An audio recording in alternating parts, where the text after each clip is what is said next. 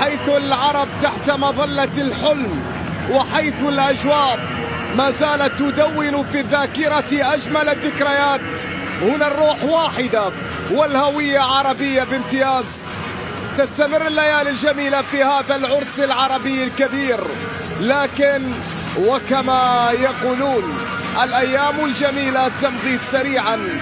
الليلة وصلنا إلى آخر أيام مرحلة المجموعات هنا، وحيث القمة الجزائرية العراقية ما بين محارب الصحراء من لهم في التاريخ صولات وجولات.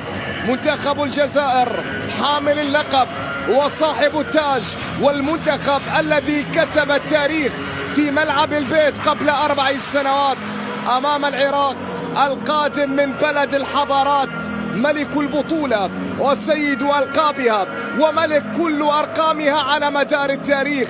هنا في هذه القمة العربية في استاد خليفة الدولي، قمة الذهب ما بين أكثر المتوجين بهذه البطولة أمام حامل اللقب. الموضوع هو موضوع صدارة، فمن سيكون أولا ليضرب موعدا أمام المنتخب الإماراتي في ربع نهائي البطولة، ومن سيكون ثانيا ليواجه النشامة في دور الثمانية الكبار.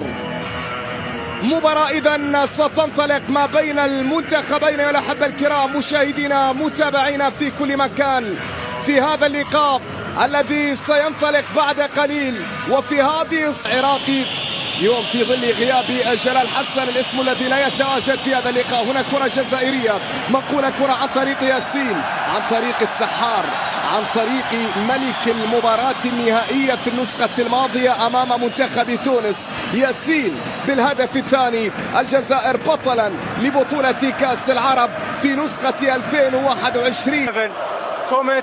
A foul. Gassas was in the leg. The final decision is cancel yellow card and red card. إذا بطاقة حمراء ستكون من نصيب اللاعب حسين علي. إلغاء البطاقة الصفراء، وبالتالي منح البطاقة الحمراء لحسين علي، وبطاقة حمراء مبكرة هنا تظهر للاعب المنتخب العراقي. بطاقة حمراء على اللاعب حسين علي. في هذه اللحظات لاعب المنتخب العراقي سيغادر مطرودا بالبطاقة الحمراء. شاهدوا دموع حسين علي، ربما لم يكن قد تدخل عن قصد في اللقطة الماضية، لكنه وقع في المحظور. في هذه اللقطة ستلعب لمصلحة المنتخب الجزائري عن طريق ياسين، عرضية رأسية جزائرية. الكرة بتعود بعد ذلك كما زالت، لكنها تتحول إلى خطأ. إلى ماذا؟ إلى خطأ أم إلى ركلة جزاء؟